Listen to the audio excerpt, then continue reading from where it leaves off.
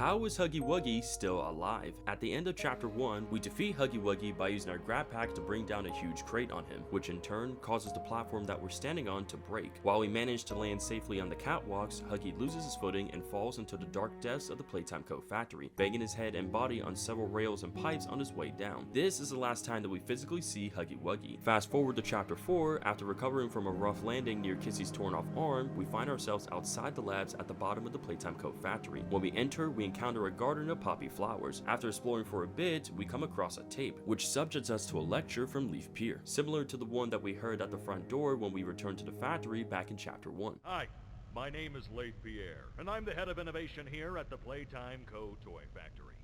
If you're seeing this, then you're trespassing. Hi, my name is Leif Pierre, and I'm the head of innovation here at Playtime Co. If you're seeing this, you must be very, very lost. However, the tape triggers an alarm, alerting a battered and damaged Huggy Wuggy to our location, who is revealed to have survived the fall in chapter 1. Let's be honest, you're not supposed to be here. This is the single most high security, high clearance section of the whole factory. When someone finds you down here, you will be shot. And before you get any ideas, don't think you can just sneak away either. No, the second you put this tape in, it set off an alarm. So if anyone's home, they know exactly where you are. Pretty nifty, huh? Security is very important to us here.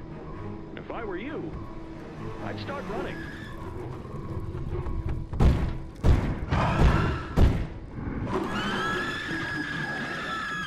Huggy then fiercely rushes and bashes out the door to try and attack us for trying to kill him, indicating his pursuit for revenge on us. While this is happening, the room that we're in gets engulfed by red smoke. The screen then cuts to black, thus marking the end of chapter 4. From seeing this ending, it raised a few questions. The first question being, how is Huggy still alive? The second question being, where did Huggy land after the fall? And third question being, who patched up Huggy? To answer these questions, we need to turn our attention to the fall back in chapter 1. When looking at the fall, it's clear that this was not a short fall that Huggy was experiencing. We don't even hear his body hit the ground. This makes you wonder where he landed exactly. The first idea that comes to mind would be a body of water. We do see water in Decay systems in chapter 4, so Huggy could have fallen into a body of water in Decay systems and survived. However, this might not be the case, because in chapter 2, if we go to the Bunzo Bunny toy room, we can see patches of blue fur and blood on the pipes and walls. This tells us that Huggy actually landed in this room. There's also a trail of blue fur that leads up to this conveyor belt. While the conveyor belts lead to several different places of the factory, it's possible that this conveyor belt could be connected to the cave systems, which in turn could also be connected to the labs. Another thing to consider about the trail of blue fur on the wall is that maybe Huggy was trying to escape to a safe place where he could recover his strength. So after the fall, Huggy would gather his composure and make his way towards the conveyor belt. However, banging on the pipes and rails and moving on the conveyor belt would cause the wool on Huggy's arms and body to rip. The conveyor belt would then lead Huggy to the cave systems, and he would fall again and land somewhere near the labs. While falling somewhere near the lab, he could have collided with some sharp rocks, causing half of his left arm to tear off. While Huggy did survive the fall, his appearance, however, wouldn't be the same. He would be battered and damaged, and he would be filled with rage and revenge towards us. Now, let's take a look at Huggy's new appearance. Largely resembling his appearance in chapter 1, there are noticeable injuries on him as a result of the fall. A part of the left side of his head is missing, half of his left arm is completely gone, parts of his fur are now gone, revealing some of his insides. He has bandages all around him and a sign called a ribbon on where his left arm would be. From analyzing Huggy Wuggy's new appearance, it's clear that he didn't just patch himself up. Someone had to be nearby Huggy to patch him up. We know that when it comes to Kissy Missy, her bandages were most likely put on her by Poppy, but when it comes to Huggy Wuggy's bandages, there's no clear sign as to who put those bandages on him. So to understand who's responsible for Huggy's survival, we'll need to look at a few characters. The first character that we'll be looking at is Harley Sawyer. After becoming Experiment 1354, Sawyer no longer inhabited his own body. He was reduced to organs, those organs being his lungs, liver, and brain. His organs are stored and kept alive within different machines scattered around the factory. When he looks through a television, an eye surrounded by static will appear on the screen. Sawyer's consciousness is wired into the factory's technical machinery. Being wired into the factory's technical machinery grants him many abilities. This will include things like opening and closing doors, being able to check almost any camera in the factory, and activating machinery that could be of danger to us. He also isn't the carrot type. Sawyer is a cruel, merciless, narcissistic, sociopathic person who cares little about anyone or anything other than himself and his goals. With his bigger body's initiative, he sealed the fate of countless orphans in unfortunate employees by turning them into living toys, the experience of which is universally negative, and pioneering an era of what could essentially be said as mass murder and suffering. So with all this in mind, is it possible that Sawyer was the one who patched up Huggy Wuggy? Well, I believe the answer is no. For starters, Sawyer no longer inhabits his own physical body. As I said before, Sawyer isn't the caring type. We see this in the personal profile for Yarnaby. Sawyer notes that it should be kept isolated, having only contact with him saying, "By the time I'm done with it, I'll be its entire world. It'll know nothing else." This shows Sawyer to be manipulative and apathetic to the plight of his experiments, not caring for them in the least. It also shows him to be very merciless and cruel, as what Sawyer implies is him having total control on Yarnaby, which no doubt would involve torture in various ways. After Yarnaby's death, Sawyer showed no sympathy for his pet, merely stating that he had more on hand, further supporting the idea. Also, considering the amount of things that are implemented on Huggy to ensure that he stays alive, I doubt that Sawyer would go that far as to do such a thing for him. So with all this in mind, it's clear that Sawyer is not the one who patched up Huggy Wuggy. Now, let's move on to our next character that we'll be talking about, the Prototype. Consider what the Prototype has done in past chapters. In chapter 2, he collected Mommy Longlegs after we killed her with the grinder. In chapter 3, he killed Catnap and collected him. The Prototype is collecting these toys and grafted them onto himself to make himself stronger. So wouldn't it make sense for the Prototype to collect Huggy after he fell down in chapter 1? After all, the injuries that we see on Huggy would indicate that he would be close to death's doors, making it easy for the Prototype to collect him. Well, what I'm about to say next is purely based on speculation. What if the Prototype was going to collect Huggy and make him a part of him, but he chose not to due to the fact that he learned that we freed Poppy from her case and that he acquired his information from the doctor? Keep in mind that Sawyer's consciousness is wired into the factory's technical machinery. This means that Sawyer can check almost any camera in the factory. And remember that Sawyer has been watching us since the moment we stepped into the factory. So when we freed Poppy from her case, Sawyer could have informed the Prototype about this incident. Thus, the Prototype's attention would shift from collecting Huggy to dealing with Poppy and the player. This is evidenced by the time tape that we can find in chapter 4. In this tape, the Prototype and Harley Sawyer are having a conversation about how Sawyer's suggestions for a procedure have so far failed, and that the Prototype wonders if he made an error in allowing Sawyer's survival. Your suggestions?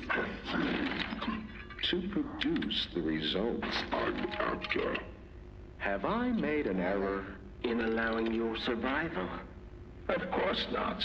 Harley tells the Prototype that they are in need of more time to perfect the procedure. We just need more time to perfect the time. Time is precisely what we do not have. Then I suggest you find some more. That will give me labs access. At least with the two of us. That is out of the question. You will support. Fine. After some stubbornness, the Prototype obliges and asks Sawyer for more options. But you have no staff, virtually no test subjects. It's hardly ideal conditions. Even when this place was fully operational, we were beating our heads against this. You can't expect to do it on your own so quickly. The situation necessitates it be done quickly. I'm just giving you the facts. And the fact is, we need more time, or this isn't going to work. I can only be reactive up here. Then of what use are you? You know I'm still your best shot at cracking that secret. If I weren't, you would have already killed me. A sound observation. Yes. You have made yourself useful. Provide me more options. I will try again. Of course. Before leaving, he threatens Harley with death if he finds that he is either stalling or planning something heinous, reminding that his usefulness was the only reason he was not stripped for meat and spare parts. But If you are stalling, or worse, remember, your usefulness. is the only reason you were not stripped for meat and spare parts. So with this in mind, not only do we know that Sawyer and the Prototype are working together, but it's possible that whatever information that Sawyer acquires would most likely get related back to the Prototype. So after the Prototype is informed by Sawyer that Poppy was freed from her case, he would have to change plans, and instead of wasting his time in collecting Huggy Wuggy, he would focus his efforts on stopping Poppy, Kissy, and the player by misleading them as Ollie and setting up his pawns for failure. This would all happen in accordance to bring more success in his plan of bringing both him and Poppy closer. With this plan in motion, promotion, Huggy is spared the fate of becoming part of the prototype. Also, the prototype doesn't seem to be the type of character to go so far for most of the toys, with the exception of Poppy. We see this in this clip when the prototype says, "I'm right here, Poppy. For you. I'll always be here. I'm going to come up there, and I'm going to find you." What are you going to do with me? I've got something special in mind. I prepared it just for you. And this one?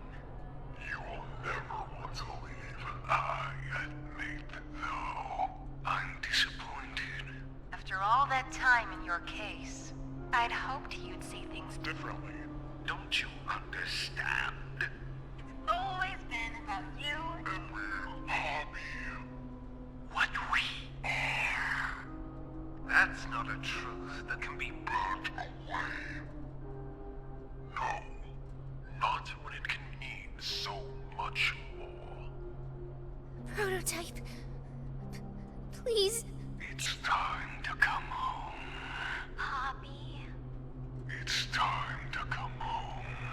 While the prototype is somewhat caring to the toys, he isn't as apathetic as Sawyer. We see this with Catnap. With Catnap, the prototype liked how Catnap did his bidding and treated him like a god. But when Catnap failed, the prototype didn't see him as useful anymore, and so he killed Catnap and took his body. The prototype is a deceitful mastermind that manipulates anyone who's desperate enough to follow his ways. In the end, the prototype only cares about fulfilling his own goals, his own plans. So with all this in mind, I don't believe that the prototype was the one who patched up Huggy. So you're probably wondering, if neither Sawyer or the prototype weren't the ones who patched up Huggy, who did? Well, what if I told you that the answer lies in this tape? This tape holds a recording of someone who is very fond of Playtime Co. security. And who do we know is very fond of security? That's right, I believe Leaf Pier was the one who saved Huggy Wuggy. You may be wondering, how would this even be the case, and is Leaf Pier even still alive? Well, we know that when the prototype executed the Hour of Joy, it resulted in a vast massacre across the whole factory, targeting both the guilty and the innocent. It's been theorized that Leaf Pier and some of the other higher-ups actually survived the Hour of Joy.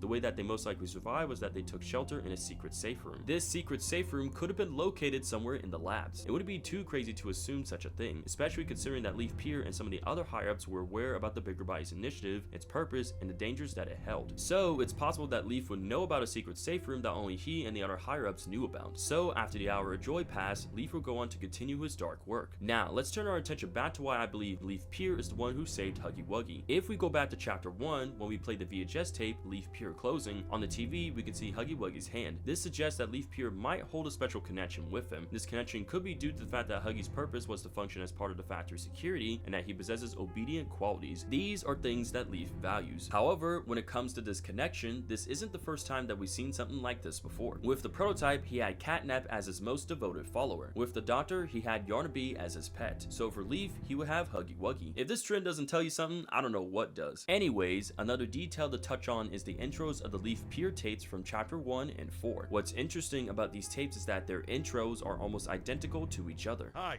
my name is Leif Pierre, and I'm the head of innovation here at the Playtime Co. Toy Factory. If you're seeing this, then you're trespassing. Hi, my name is Leif Pierre, and I'm the head of innovation here at Playtime Co. If you're seeing this, you must be very, very lost. Not to mention that the alarms that we hear in chapter 1 are the exact same alarms that we hear in the ending of chapter 4.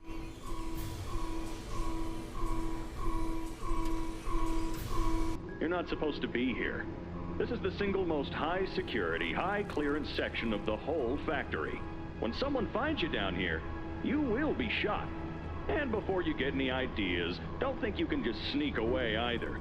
No, the second you put this tape in, it set off an alarm. So if anyone's home, they know exactly where you are. And in chapter 4, in the Doctor VHS tape, Leif Pier, Eddie, and Stella Graber argue over what to do with Harley Sawyer after multiple incidents, including the theater incident. During the tape, Leif mentions Huggy Wuggy by saying Huggy loose in the woods. While this line is a callback to the restricted experiment 1170 incident, this could also mean that after Huggy Wuggy dropped down from the conveyor belts to the Decay systems, the lab security systems could have detected him and the alarms would go off, from which Leif Pier would then use the lab security cameras to see what triggered the alarms and see that it was Huggy Wuggy. Leaf would then send either a new toy that we'd never seen before, or dozens of boogie bots that are equivalent to the size of the giant Baba Chops that we see in Chapter 4 to bring Huggy back to the labs to be patched up. You may be wondering, what did the boogie bots have to do with any of this? Well, in Chapter 4, there are two boogie bots that we encounter. Their names are Scout and Medic. As their names suggest, Scout serves as the scout of the safe haven, hence her name. Medic serves as the safe haven's doctor, treating wounded or sick toys. But what if these names hold a deeper meaning? What if they are Scout and Medic boogie bots under Leaf Pierce's control due to a remote control system that Leaf operates on, and as some of them might be located in the labs? It's possible that after Leaf locates Huggy Wuggy, he would send out Scout bots to retrieve him and then use Medic bots to patch him up. After this, Leaf would not only use Huggy as a security measure for the labs, but that he would use him to take out the player. This is where we make our way back to our player inserting the tape. The tape would trigger an alarm and alert Huggy Wuggy to our location. Huggy would then fearlessly rush and bash at the door to try and attack us for trying to kill him. One thing's for certain, you can bet that when we face off against Huggy in Chapter 5, that things won't go down like they did before, and that he won't be holding back. And with that, this brings us to the end of this theory. I hope you guys enjoyed this video. If you guys agree with my theory or have your own theory as to who you think saved Huggy Wuggy, let me know down in the comments. And if you guys enjoyed this video, I would really appreciate if you could leave a like down below, and of course, if you want to see more videos just like this one, hit that subscribe button, turn on all notifications so you won't miss out on any of my videos. Thanks for watching, and as always, stay safe, positive, beat it for another, and remember, the grind never stops, and I'll see you guys in the next one.